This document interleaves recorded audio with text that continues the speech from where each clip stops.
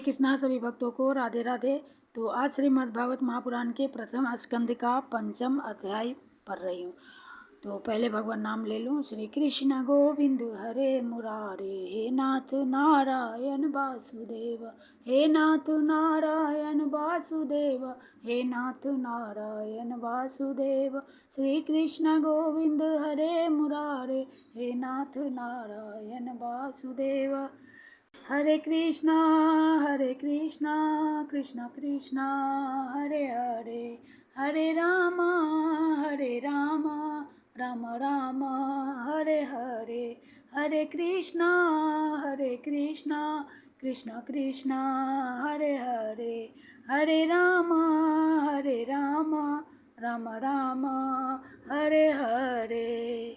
बोलिए श्री कृष्ण कन्हैया लाल की जय। श्री गणेशाय नमः, सरस्वती नमः, सद्गुरुदेव भगवान की जय, वृंदावन धाम की जय, वैकुंठनाथ की जय। जय श्री राधे, जय जय श्री राधे, जय जय श्री राधे श्याम। कृष्णाय वासुदेवाय देवकी नंदनाय च नंद गोप कुमाराय गोविंदाय नमो नमः। हे कृष्ण करुणा सिंधु दीन बंधु जगत पते, गोपेश गोपिका कांत राधा कांत नमस्तुते। अथ पंचमो अध्याय, भगवान के यश कीर्तन की महिमा और देवर्षि नारद जी का पूर्व चरित्र। सूत जी कहते हैं, तदनंतर सुख पूर्वक बैठे हुए बिना पानी परम यशस्वी देवर्षि नारद ने मुस्कराकर अपने पास ही बैठे ब्रह्मर्षि व्यास जी से कहा।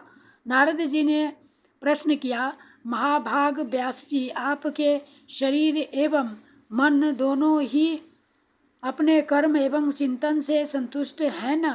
अवश्य ही आपकी जिज्ञासा तो भली भांति पूर्ण हो गई है, क्योंकि आपने जो यह महाभारत की रचना की है वह बड़ी ही अद्भुत है। वह धर्म आदि सभी पुरुषार्थों से परिपूर्ण है। सनातन ब्रह्म तत्व को भी आपने खूब विचारा है और जान भी लिया है, फिर भी प्रभु आप अकृतार्थ पुरुष के समान अपने विषय में शोक क्यों कर रहे हैं? व्यास जी ने कहा, आपने मेरे विषय में जो कुछ कहा है वह सब ठीक ही है। वैसा होने पर भी मेरा हृदय संतुष्ट नहीं है। पता नहीं इसका क्या कारण है। आपका ज्ञान अगाध है, आप साक्षात ब्रह्मा जी के मानस पुत्र हैं, इसलिए मैं आपसे ही इसका कारण पूछता हूँ। नारद जी, आप समस्त गोपनीय रहस्यों को जानते हैं, क्योंकि आपने उन पुराण पुरुष की उपासना की है जो प्रकृति पुरुष दोनों के स्वामी हैं और असंग रहते हुए ही अपने संकल्प मात्र से गुणों के द्वारा संसार की सृष्टि स्थिति और प्रलय करते रहते हैं। आप पूर्व सूर्य की भांति तीनों लोकों में भ्रमण करते रहते हैं और योग बल से प्राण वायु के समान सबके भीतर रहकर अंतःकरणों के साक्षी भी है। योगानुष्ठान और नियमों के द्वारा परब्रह्म और शब्द ब्रह्म दोनों की पूर्ण प्राप्ति कर लेने पर भी मुझ में जो बड़ी कमी है उसे आप कृपा करके बतलाइए। नारद जी ने कहा, व्यास जी, आपने भगवान के निर्मल यश का गान प्रायः नहीं किया। मेरी ऐसी मान्यता है कि जिससे भगवान संतुष्ट नहीं होते वह शास्त्र या ज्ञान अधूरा है। आपने धर्म आदि पुरुषार्थों का जैसा निरूपण किया है, भगवान श्री कृष्ण की महिमा का वैसा निरूपण नहीं किया।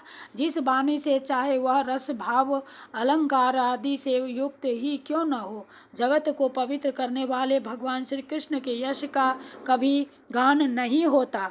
वह तो कौओं के लिए उच्छृष्ट फेंकने के स्थान के समान अपवित्र मानी जाती है। मानसरोवर के कमनीय कमल वन में विहरने वाले हंसों की भांति ब्रह्म धाम में विहार करने वाले भगवत चरना रविंद आश्रित परमहंस भक्त कभी उसमें रमण नहीं करते। इसके विपरीत जिसमें सुंदर रचना भी नहीं है और जो दूषित शब्दों में युक्त भी है, परंतु जिसका प्रत्येक श्लोक भगवान के सुयश सूचक नामों से युक्त है, वह वाणी लोगों के सारे पापों का नाश कर देती है, क्योंकि सत्पुरुष ऐसी ही वाणी का श्रवण गान और कीर्तन किया करते हैं।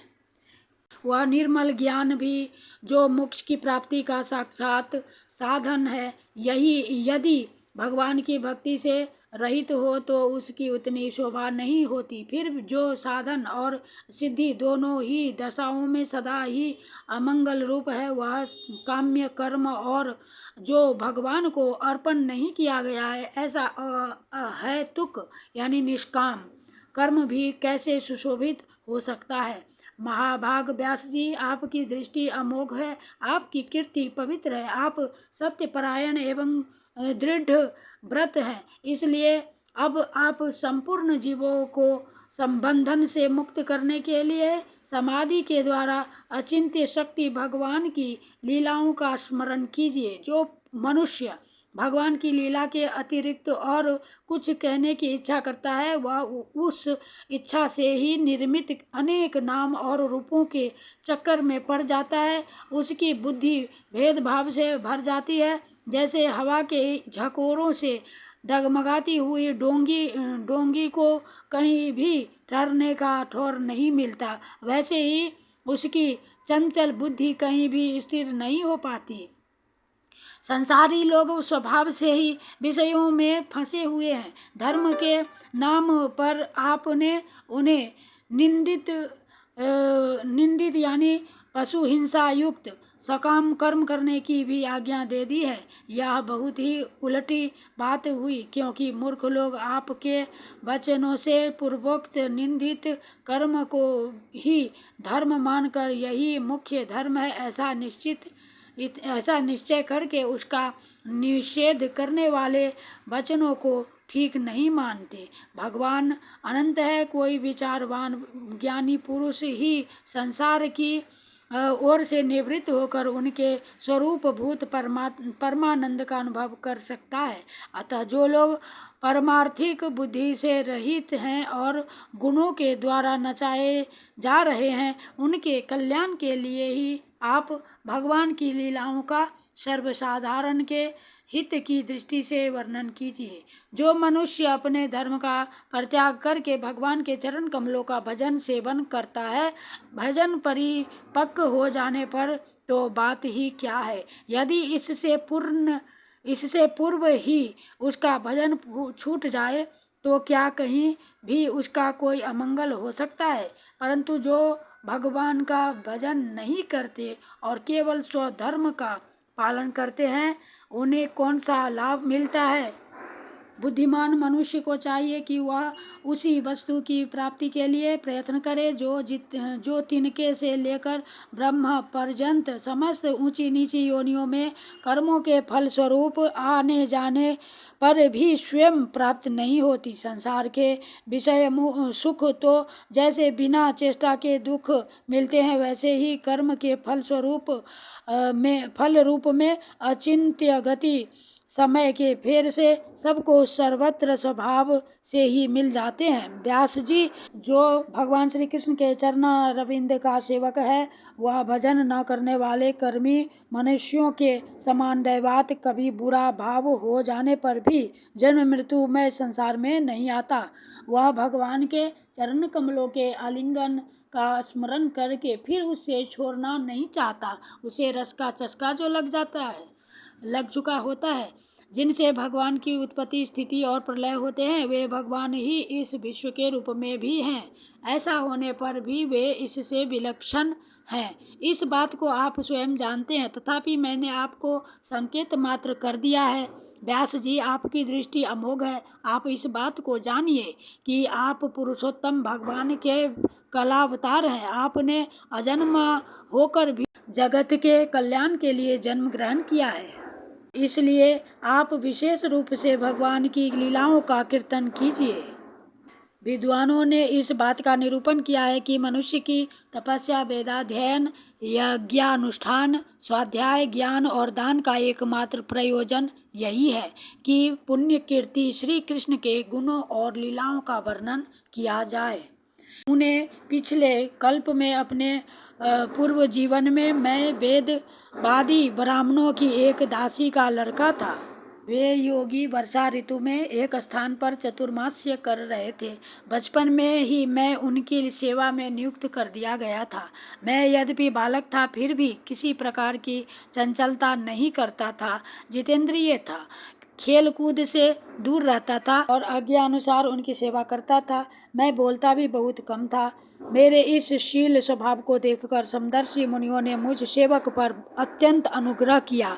उनकी अनुमति प्राप्त करके बर्तनों में लगा हुआ जूठन मैं एक बार खा लिया करता था। इससे मेरे सारे पाप धुल गए।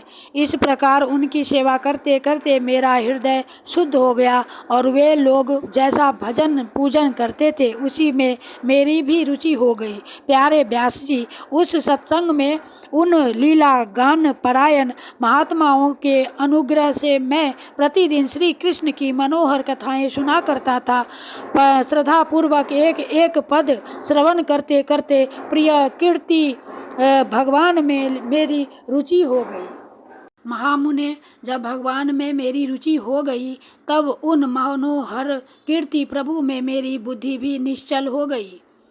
उस बुद्धि से मैं इस संपूर्ण सत्य और असत्य रूप जगत को अपने पर ब्रह्म स्वरूप आत्मा में माया से कल्पित देखने लगा। इस प्रकार शरद और वर्षा, इन दो ऋतुओं में तीनों समय उन महात्मा मुनियों ने श्री हरि के निर्मल यश का संकीर्तन किया और मैं प्रेम से प्रत्येक बात सुनता रहा। अब चित्त के रजोगुण और तमोगुण को नाश करने वाली भक्ति का मेरे हृदय में प्रादुर्भाव हो गया। मैं उनका बड़ा ही अनुरागी था, विनयी था। उन लोगों की सेवा से मेरे पाप नष्ट हो चुके थे। मेरे हृदय में श्रद्धा थी, इस इंद्रियों में संयम था एवं शरीर, वाणी और मन से मैं उनका आज्ञाकारी था। उन दीन वत्सल महात्माओं ने जाते समय कृपा करके मुझे उस गुह्यतम ज्ञान का उपदेश किया जिसका उपदेश स्वयं भगवान ने अपने श्री मुख से किया है। उस उपदेश से ही जगत के निर्माता भगवान श्री कृष्ण की माया के प्रभाव को मैं जान सका, जिसके जान लेने पर उनके परम पद की प्राप्ति हो जाती है। सत्संकल्प व्यास जी, पुरुषोत्तम भगवान श्री कृष्ण के प्रति समस्त कर्मों को समर्पित कर देना ही संसार के तीनों तापों की एकमात्र औषधि है। यह बात मैंने आपको बतला दी। प्राणियों को जिस पदार्थ के सेवन से जो रोग हो जाता है, वही पदार्थ चिकित्सा विधि के अनुसार प्रयोग करने पर क्या उस रोग को दूर नहीं करता। इसी प्रकार यद्यपि सभी कर्म मनुष्यों को जन्म मृत्यु रूप संसार के चक्र में डालने वाले हैं, तथापि जब वे भगवान को समर्पित कर दिए जाते हैं तब उनका कर्मपना भी नष्ट हो जाता है। इस लोक में जो ज्ञान शास्त्र विहित कर्म भगवान की प्रसन्नता के लिए किए जाते हैं, उन्हीं से पराभक्ति युक्त ज्ञान की प्राप्ति होती है। उस भगवदर्थ कर्म के मार्ग में भगवान के आज्ञानुसार आचरण करते हुए लोग बार बार भगवान श्री कृष्ण के गुण और नामों का कीर्तन तथा स्मरण करते हैं। प्रभु, आप भगवान श्री वासुदेव को नमस्कार है। हम आपका ध्यान करते हैं। प्रद्युम्न, अनिरुद्ध और संकर्षण को भी नमस्कार है। इस प्रकार जो पुरुष चतुर्व्यूह रूपी भगवान मूर्तियों के नाम द्वारा प्राकृत मूर्ति रहित अप्राकृत मंत्र मूर्ति भगवान यज्ञ पुरुष का पूजन करता है, उसी का ज्ञान पूर्व एवं यथार्थ है। ब्राह्मण, जब मैंने भगवान की आज्ञा का इस प्रकार पालन किया तब इस बात को जानकर भगवान श्री कृष्ण ने मुझे आत्मज्ञान, ऐश्वर्य और अपनी भाव रूपा प्रेमा भक्ति का दान किया। व्यास जी, आपका ज्ञान पूर्ण है। आप भगवान की ही कीर्ति का, उनकी प्रेममयी लीला का वर्णन कीजिए। उसी से बड़े बड़े ज्ञानियों की भी जिज्ञासा पूर्ण होती है। जो लोग दुखों के द्वारा बार बार रौंदे जा रहे हैं, उनके दुख की शांति इसी से हो सकती है और कोई उपाय नहीं है। इति श्रीमद्भगवते महापुराणे परमहंस्यां संहितायां प्रथमस्कन्धे व्यासार् नारद संवादे पंचमो अध्यायः। श्रीकृष्णार्पणं कृष्णार्पणं कृष्णार्पणम्। राधे कृष्ण कृष्ण कृष्ण राधे राधे, राधे श्याम श्याम श्याम राधे राधे, राधे कृष्ण कृष्ण कृष्ण राधे राधे, राधे श्याम श्याम श्याम राधे राधे, राधे कृष्ण कृष्ण कृष्ण राधे राधे, राधे श्याम श्याम राधे राधे। श्री कृष्ण गोविंद हरे मुरारे, हे नाथ नारायण वासुदेव, हे नाथ नारायण वासुदेव। श्री कृष्ण गोविंद हरे मुरारे, हे नाथ नारायण वासुदेव। हरे कृष्णा कृष्णा कृष्णा हरे हरे, हरे राम राम राम हरे हरे। हरे कृष्णा कृष्णा कृष्णा हरे हरे, हरे राम राम राम हरे हरे। हरे कृष्णा कृष्णा कृष्णा हरे हरे, हरे राम राम राम हरे हरे। बोलिए श्रीमद् भागवत भगवान की जय। कृष्णाय वासुदेवाय हरे परमात्मने प्रणतक्लेशनाशाय गोविंदाय नमो नमः। बोलिए श्रीमद् भागवत भगवान।